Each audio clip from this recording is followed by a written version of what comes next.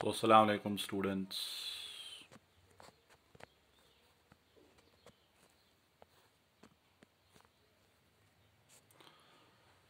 Assalamu alaikum, students. तो आज बेटा we continue our lecture series for JEE NEET in current electricity. तो अभी तक हमने थोड़ा बेसिक्स इसमें किया. Now we are moving towards the entrance oriented concepts. तो आज हमारा टॉपिक होगा ओम्स लॉ. आज हमारा टॉपिक बेटा होगा Ohm's law. So current electricity.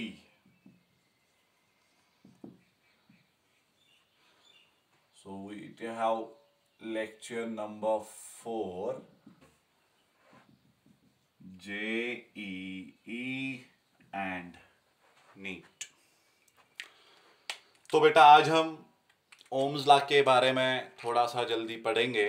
Hope you have gone through the previous class in which we have discussed some numericals and those are very much important as well. तो जैसे कि आपको पता है कि my focus is not on the derivation part. My focus is on basic relations should be revised and then the numericals is the most important part. ठीक है.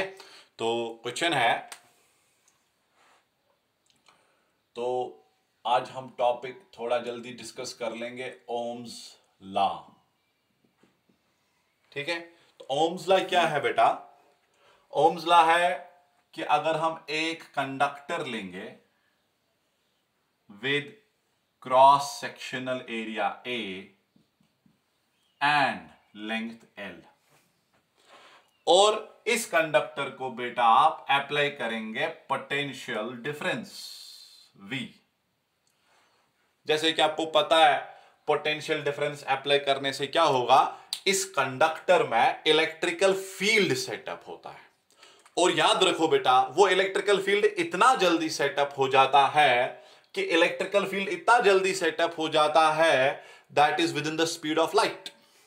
That's why you are observing at your home कि जब आप किसी bulb का switch on कर लेते हैं, जो ही आप स्विच ऑन कर लेते हैं the bulb glows.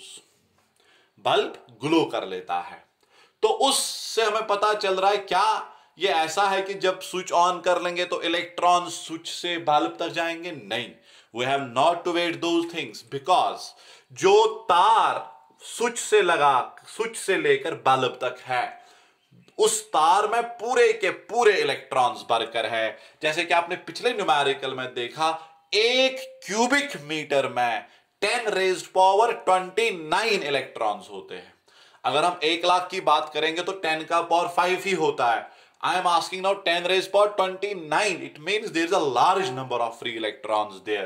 And when you switch it on, the electrical field gets set up in this wire. And when electrical field gets set up, जो भी free electron इस conductor के अंदर है, they will be subjected to the force and thus drifts. Once the free electrons drift, electrical current constitutes. ठीक है. हाँ, number 1. Number 2, ये चीज भी जहन में रखनी है कि जब आप एक तार को बेटा पोटेंशियल डिफरेंस देंगे तो जितने इलेक्ट्रॉन्स इस एंड से आएंगे उतने ही इलेक्ट्रॉन इस एंड से जाएंगे. There will be no accumulation of charge at any point of the wire. ठीक है. जैसे हमने फिर देखा, किसी जगह ड्रिफ्ट स्पीड ज्यादा रहती है इलेक्ट्रॉन्स की, किसी जगह ड्रिफ्ट स्पीड कम रहती है इलेक्ट्रॉन्स की. तो अब ओम्स लॉ की जो एक्सपेरिमेंट थी उसने क्या देखा? उसने देखा कि जब एक कंडक्टर को पोटेंशियल डिफरेंस अप्लाई करते हैं तो इस कंडक्टर में करंट फ्लो होती है, और जो ही आप पोटेंशियल डिफरेंस बढ़ाते हैं करंट भी बढ़ जाती है. That means Ohm's law is the current I linearly depends on potential difference in a conductor. I जो है ये लीनियरली डिपेंड है. लीनियरली क्यों? क्योंकि ओम्स लॉ ने अपने एक्सपेरिमेंट देखा, V भी डबल I भी डबल हो रहा है। लेते हम ये जैसे कि आपको पता है this a conventional direction of current, पर असल में फ्लो होते हैं इलेक्ट्रॉन्स ऐसे, ठीक है। अब ये conventional direction means the direction of the flow of positive charge, otherwise conductor के अंदर कोई पॉजिटिव चार्ज फ्लो नहीं होता है, कंडक्टर के अंदर फ्री इलेक्ट्रॉन्स ही फ्लो हो जाते हैं। तो I जो है ये linearly depend upon in a conductor when physical conditions are kept constant, मतलब टेम्परेचर कांस्टेंट रखने पर I जो है ये V पर लीनियरली डिपेंड है, ठीक है। That means we will show I depends linearly on V, ठीक। जब हम और V से V depends linearly on I। मगर एक चीज ध्यान में रखो, यहां पे I जो है ये डिपेंडेंट वेरिएबल है V पर, यानी V इधर इंडिपेंडेंट वेरिएबल बन रहा है, ठीक। I can write it like this, I is function, linear function of potential difference. So I depends on V. You cannot think of I without V. You can think of V without I. कभी कभार potential difference होगी मगर current flow नहीं होगी, क्योंकि कहीं पर तार अगर कट गई होगी, मान लो ये कंडक्टर इधर ब्रेक है, तो आप तो पोटेंशियल डिफरेंस दे रहे हैं मगर करंट फ्लो नहीं होती है, क्योंकि एक इंपॉर्टेंट चीज है में बेटा आप रखिए, ये जो करंट है it must flow only in the closed circuit. Circuit क्या होना चाहिए? क्लोज्ड, ठीक है। देखिए जब आप सर्किट डिफाइन करते हैं आप क्या कहते हैं? What is a circuit? We say circuit is a closed path, ठीक है, along which current is intend to flow. We will not say current flows, नहीं, क्योंकि सर्किट कभी कभार ओपन सर्किट भी हो सकता है, क्लोज्ड। करंट फ्लो होने के लिए सर्किट का क्लोज होना जरूरी है। क्लोज का मतलब है सोर्स के पॉजिटिव टर्मिनल से सोर्स के नेगेटिव टर्मिनल तक कहीं पर भी तार में कट नहीं होना चाहिए, तब जाके करंट फ्लो होगी। तो जब पोटेंशियल डिफरेंस मेंटेन करेंगे तब करंट फ्लो होगी। So potential difference here depend, current here depends on potential difference. फिर हम ऐसे तो दिखाते हैं V is proportional to I, अगर ये प्रोपोर्शनलिटी साइन हट जाता है तो आप कांस्टेंट इस्तेमाल करते हैं R, ठीक है। And then we write R is equal to V by I। This R is called as resistance of conductor,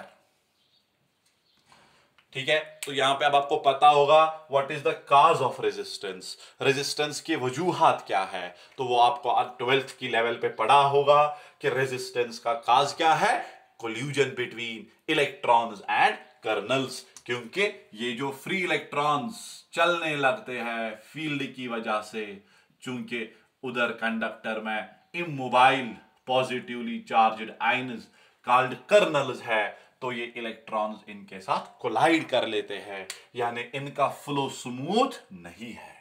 ये जो कोल्यूजन की वजह से इनके चलने में हर्डल आ रहा है, that hurdle, that opposition offered by the conductor is referred to as resistance. तो रेजिस्टेंस क्या आ गया? V बाई I, ठीक। तो ओम्स लॉ ने देखा पोटेंशियल डिफरेंस डबल करने से करंट भी डबल हो रही है, मतलब बना रेजिस्टेंस कांस्टेंट रह रहा है। तो ये चीज अब यहां पे हमने देखनी है कि रेजिस्टेंस किस किन चीजों पे डिपेंड है। बट बिफोर गोइंग देयर कि यहां पे हमें थोड़ा सा इसको एक ग्राफिकल इंटरप्रिटेशन देनी पड़ेगी, ठीक है।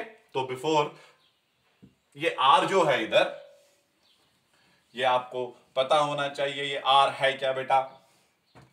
where R is equal to M divided by NE square tau L by A. When we derive the Ohm's law, we write, instead of these things we write R there. तो R actually in factors पर depend है। These are the factors. देखिए इसमें क्या क्या है? M mass of the charge, that's electron. N electron density, number of electrons per unit volume. E is the charge on electron. Tau is the relaxation time. What is that relaxation time? Relaxation time means the time lapsed between two successive collisions. मान लो यहां पर अब ये electron आ गया, क्योंकि जो colonel है ये अपनी जगह करता होता है वाइब्रेट। इलेक्ट्रॉन आ गया कर्नल के साथ कोलाइड होके वापस ये ऊपर ऊपर जा रहा है, दूसरी बार आ रहा है और कोलाइड, ये आता रहता है। क्यों? पीछे से लगा के ना नेगेटिव टर्मिनल, ये नेगेटिव टर्मिनल इलेक्ट्रॉन्स को पुश पुश करता रहेगा, प्रोपेल। तो एक वक्त ऐसा होगा कि कर्नल ऊपर इलेक्ट्रॉन स्किप करेगा, और जब ये इलेक्ट्रॉन स्किप करेगा फिर ये स्पेस फर्ज कर लो, इस स्पेस में कोई कर्नल है नहीं, तो यहां पर इलेक्ट्रॉन चलेगा विदाउट एनी कोल्यूजन। ठीक है, and the time interval is called as relaxation time and the path covered is called as free path. तो यहां से मुझे आपको यहां पे बताना है कि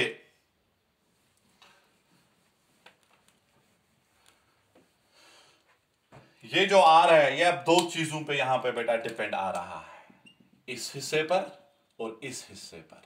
ये जो हिस्सा है m n e square tau, you cannot change it for a particular conductor, these things remain constant। खासकर m और e तो हर जगह कांस्टेंट है।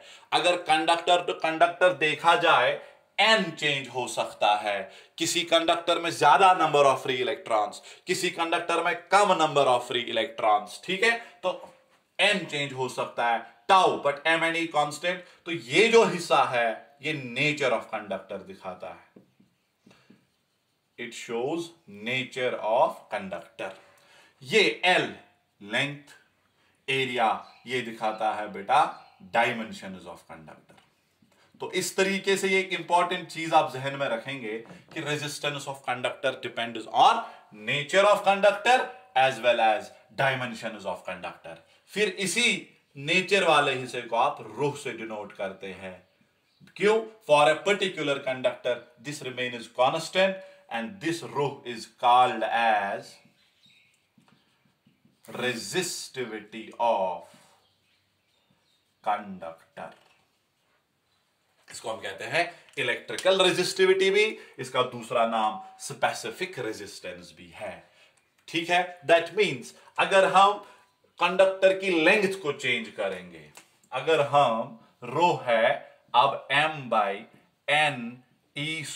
टाउ, अगर आप बेटा कंडक्टर की लेंथ को खाली चेंज करेंगे, रोह चेंज होने वाला नहीं है। क्यों? रोह L पर डिपेंड है ही नहीं।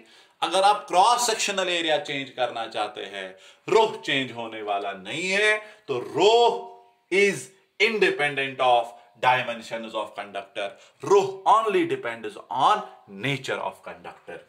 ठीक है, तो R बन गया इधर हमारा रोह L/A। हाँ, लेंथ चेंज कर दो, resistance definitely change. Greater the length greater the resistance, smaller the area of cross section greater the resistance. ये चीज ध्यान में रखना है। तो L देखिए क्या है, क्योंकि मुझे कुछ न्यूमेरिकल्स यहां पे दिखाने हैं। L इज द लेंथ, मगर आप यहां पे किस किस के बीच में बेटा आपको लेंथ कैसे मेजर करनी पड़ती है? आपको देखना है पॉजिटिव टर्मिनल कहां है, नेगेटिव टर्मिनल कहां है, पॉजिटिव से नेगेटिव टर्मिनल तक।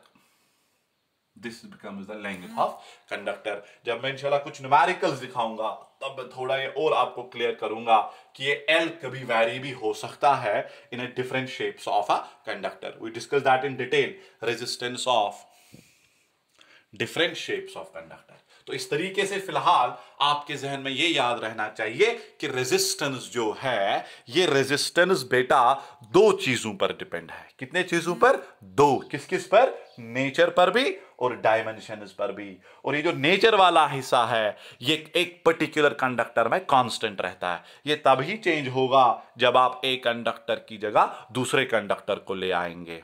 Hope you have got it. ठीक है, अब यहां देखिए बेटा एक बहुत ही इंपॉर्टेंट चीज,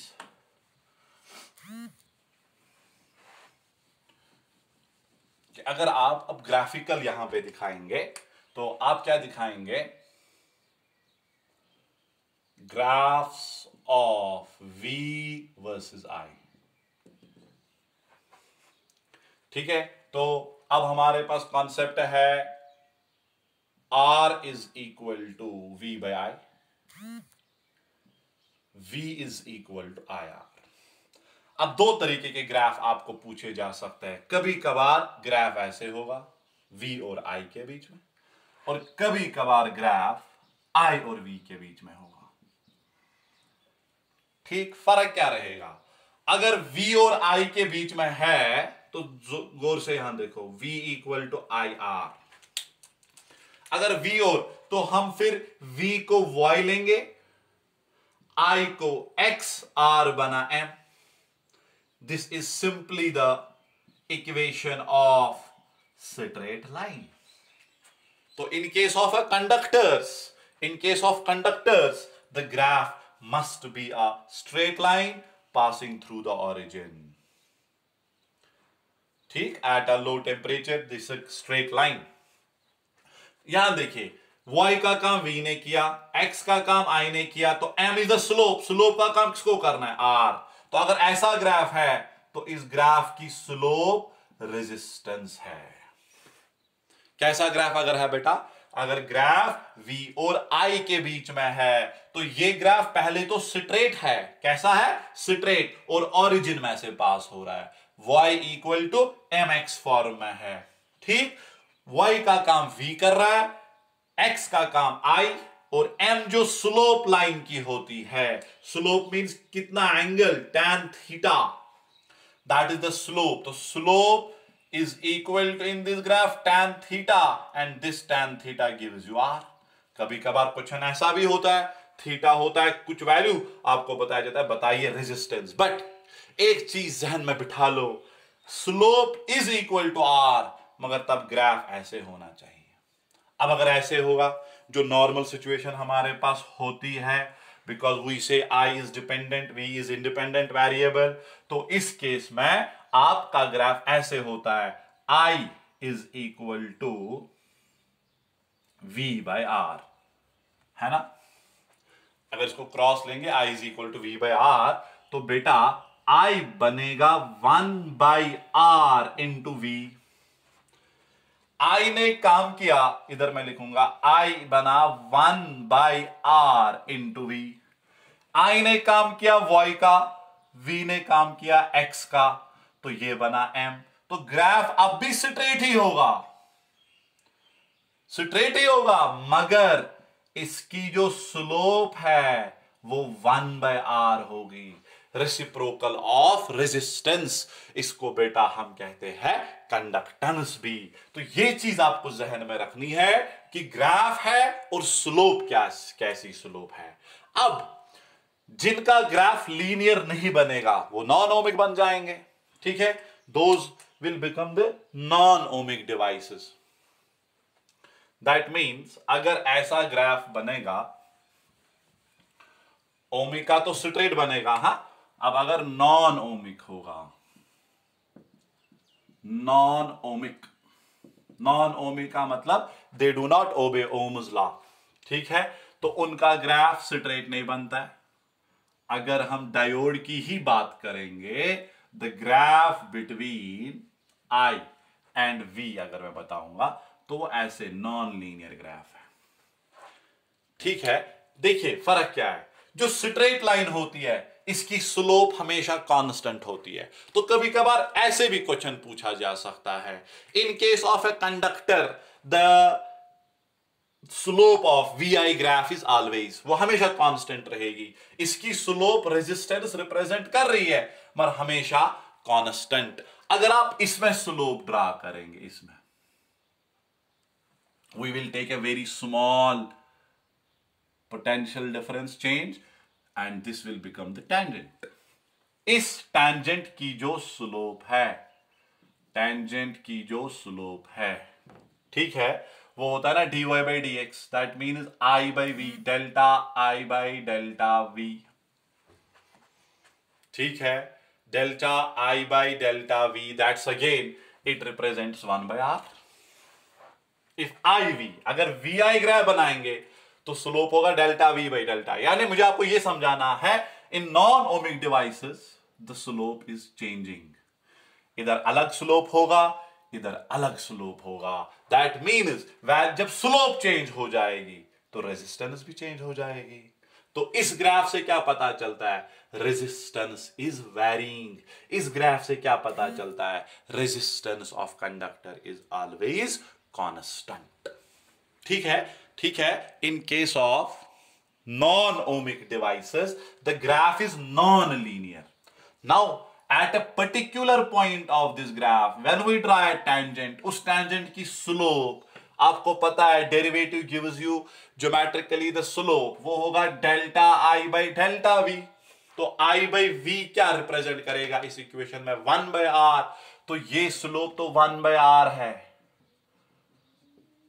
इधर ड्रा करो, अलग स्लोप निकलेगा। तो स्लोप चेंज होने का मतलब आर चेंज हो रहा है। तो इन case of conductors the slope of VI graph is always constant. In case of non ohmic devices, in case of non-linear, we can say the graph is non-linear first of all, and the slope is always changing. यही तो मसला है straight line और curve में। Conceptually क्या फर्क है? Straight line की स्लोप हमेशा कांस्टेंट रहती है और इस कर्व की स्लोप बार बार चेंज होती जा रही है।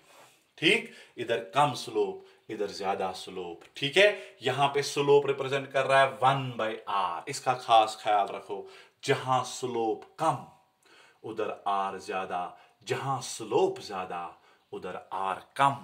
ठीक है, कभी कभार VI ग्राफ अगर बनाओगे तो तब R स्लोप बनेगा। ये VI में स्लोप R है, IV में स्लोप 1 by R है।